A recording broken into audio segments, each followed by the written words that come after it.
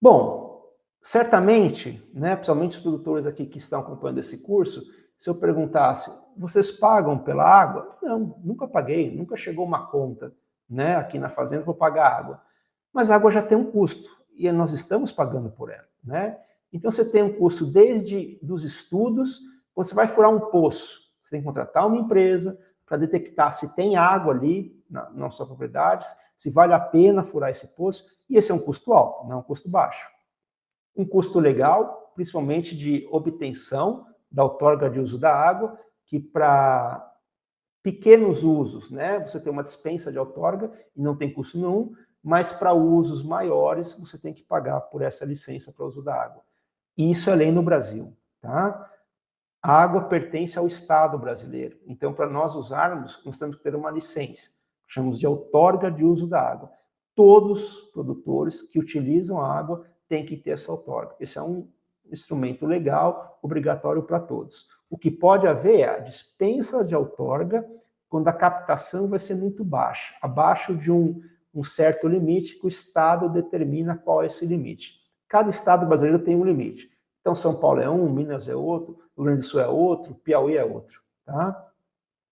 Mas, mesmo que você tenha a dispensa da outorga, vai ser emitido um papel, que seria a licença, dizendo que você está dispensado da outorga. O custo de captação, que envolve aí bombas, encanamento, caixa d'água, os medidores, o custo de distribuição também, porque geralmente a fonte está no local e você tem que levar água a diversos locais da propriedade, o custo de oferta dessa água via bebedouros, equipamentos, registros, o custo de lavagem, somente quando a gente fala em pecuária leiteira, né, onde há lavagem das instalações de forma diária, o custo de tratamento, se for necessário, e aí, seja o tratamento, se a água que você vai captar não tiver a qualidade necessária, você vai ter que tratar. E aquela água que nós geramos, chamada efluente, que é a água misturada com fezes, urina, né, ela também tem um custo. Você não pode jogar isso no rio, ou não pode dispor como você quiser no mar, né? Então tem todo um custo de tratamento desse efluente. E o custo de reuso, caso ele seja viável. Então, apesar de nós não pagarmos uma conta de água, ela tem um custo para nós. Mudando agora um pouco de assunto, em termos de qualidade. O Brasil tem alguma lei que determina a qualidade da água que deve ser servida aos animais de produção? A resposta a essa pergunta é sim. Então, nós temos duas resoluções do Conselho Nacional de Meio Ambiente, chamado CONAMA. A resolução CONAMA 357, que é de 2005, e que classifica as águas superficiais e que determina, se o uso for dessedimentação animal, a água tem que ter classe 3. Então, se vocês, essa resolução pode ser baixada pela internet, de forma gratuita. Se vocês baixarem lá a resolução, vai ter uma série de tabelas. E tem uma tabela lá, águas classe 3. Quais são os parâmetros e quais são os limites, né, desses parâmetros. E é essa água que nós devemos servir para os animais, tá certo? Muito se fala que nós temos que dar água potável para os animais. Isso não é verdade, tá, pessoal? Potabilidade, água potável, é um padrão instituído por uma portaria do Ministério da Saúde. Água potável, ela só é obrigatória quando se fala em consumo humano, tá? Quando nós estamos falando de consumo animal, nós não precisamos seguir padrões de potabilidade, que é o padrão mais restritivo que tem no Brasil, tá certo? Então, se é consumo animal e nós estamos captando de uma fonte superficial, nós vamos seguir a CONAMA 357.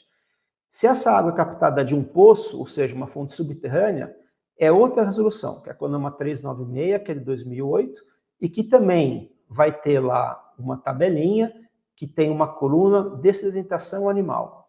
Vai ter uma série de parâmetros para da água e os limites de cada um desses parâmetros. Então, se eu capto a água do poço, são essas resoluções, essa resolução que eu tenho que seguir. Então, sim, o Brasil tem um padrão de água que deve ser dado para os animais. Vocês veem pelas datas que esse padrão não é de hoje, já tem muito tempo que existe esses padrões. Infelizmente, a maioria das pessoas que trabalham com pecuária desconhecem essa legislação e estão dando água para os seus animais sem saber se essa água tem ou não a qualidade que deveria, tá certo? Então, a pergunta que sempre se faz, né? A água é boa? Essa pergunta não é a correta, tá? Não existe água boa, existe o uso que eu vou dar para aquela água. E para cada uso eu tenho um padrão. Então, se o uso é consumo animal, é um padrão. Se o uso é consumo humano, é outro padrão. Se o uso é irrigação, se o uso é lavagem de piso, que seria o que nós chamamos de um uso não nobre, porque para lavar piso, a água não precisa ter qualidade, eu só preciso de volume de água para retirar aqueles resíduos que tem ali. Então, é um padrão muito baixo.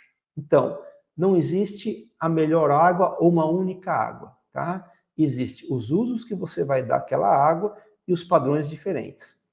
E muito importante, nenhuma água é infinitamente segura. Se pensa, principalmente, quando eu tenho um poço na propriedade, né? E fala, não, tem um poço aqui, essa água sempre foi boa, nunca deu problema. Certamente um poço ele é mais protegido que uma fonte, uma água superficial, tá? Mas não quer dizer que ele vai ser infinitamente seguro. Então, só para vocês terem aqui, vocês veem aqui, eu tenho vários tipos de fonte de água, né? E o risco dessas fontes, desde o risco baixo até o risco alto. O poço é uma das fontes que tem um risco baixo, né? Quando você compara com o rio, que é um risco muito alto, nascente tem um risco médio, canais, lagoas, tanques, risco médio. Mas não existe fonte sem risco algum. Toda fonte de água tem um risco. E principalmente, esse risco está relacionado ao manejo e uso do solo, né? Porque é uma relação direta, como eu já disse, entre qualidade da água e manejo do solo. Bom, se a água não é infinitamente boa, o que nós temos que fazer para acompanhar essa qualidade da água? É a análise da água. E a recomendação aqui é pelo menos uma análise por ano, de todas as fontes que você tem na propriedade. Então, você tem nascente e poço. Vai fazer uma análise da nascente, uma análise do poço. Se eu tenho só uma fonte, é uma análise. Se eu tiver 3, 4 fontes, são 4 análises por ano, tá?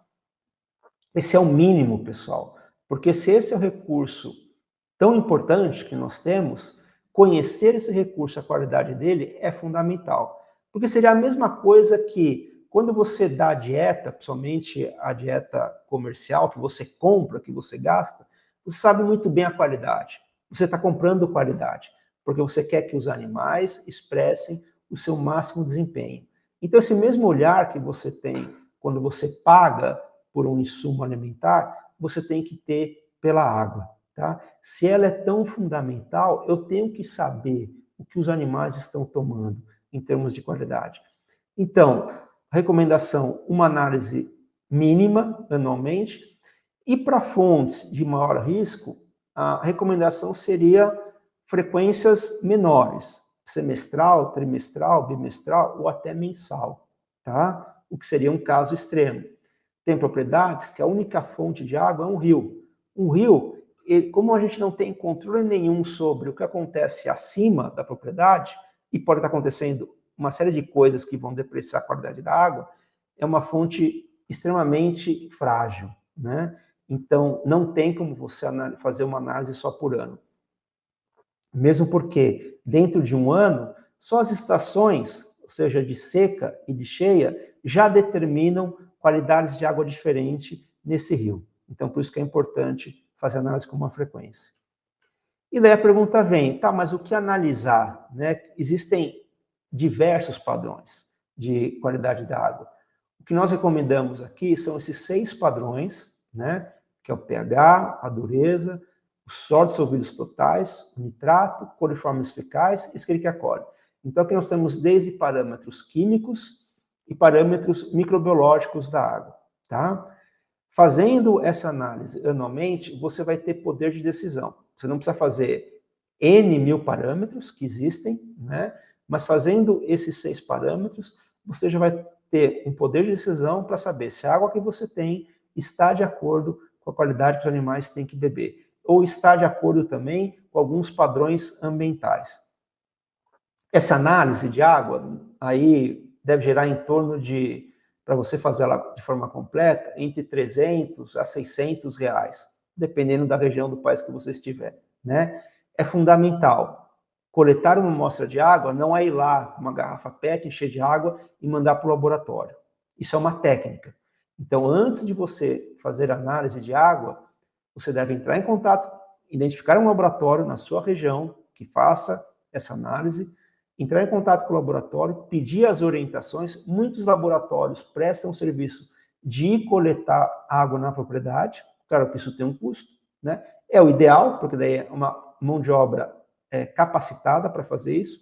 Mas se o laboratório não tem essa pessoa, ele vai te orientar como fazer essa coleta, né? Onde fazer, qual volume a ser coletado, como acondicionar essa amostra até chegar no laboratório, porque não pode ser a temperatura ambiente, ela tem que estar sob refrigeração. Então, o laboratório vai dar todas as orientações para que essa amostra chegue no laboratório nas condições ideais para ser analisada. E, consequentemente, que os resultados que forem gerados para você te deem o poder de decisão, tá? Então, a partir desse momento, comecem a ter isso como prática, né? Análises no mínimo anual, identificar o laboratório, fazer análise da água, e você vai, com isso, criar um histórico da qualidade da água da propriedade. E com esse histórico, você vai poder ver se a qualidade está sendo alterada ou não.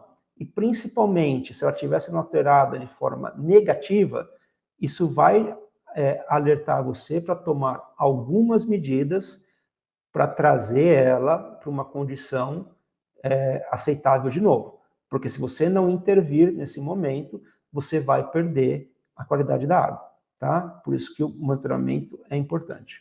Espero que esteja aí de acordo com o que vocês esperavam nesse módulo sobre quantidade e qualidade da água.